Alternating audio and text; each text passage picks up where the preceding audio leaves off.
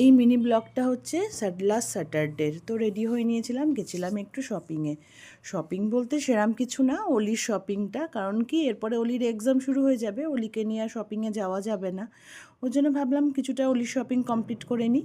তো দেখো কি বিশাল একটা প্যান্ডেল, এটা কিন্তু দুর্গাপুজোর প্যান্ডেল না, এটা হচ্ছে গণেশ পুজোর প্যান্ডেল। সামনেই গণেশ পুজো, আর এখানে না খুব বড় করে গণেশ পুজো হয়।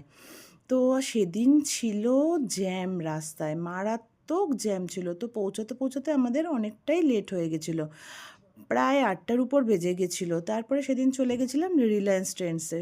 তো ট্রেন্ডসের জামা কাপড় আমাদের খারাপ লাগে না, আর ওলি যেহেতু বেশিরভাগ জিন্স টিন্সই কেনে, ওই জন্য ট্রেন্ডসের জিন্সগুলো না খুব ভালো হয়, মানে ভীষণ কমফোর্টেবল। তো যাই হোক, এদিক ওদিক ওর বাবা ও দেখা টেখা করলো, করে টোরে সেরম যে বিশেষ কালেকশান পেয়েছি তেমন না, তাও 2-3টে নিল। আর অলির তো চলেই, এইটা দেখো ওইটা দেখো। যাই হোক, ওখান থেকে বিলিং টিলিং করে বেরিয়ে পাশেই ছিল হচ্ছে ফ্যাশন ফ্যাক্টরি। তো ভাবলাম যাই একটু ঢু মেরে আসি।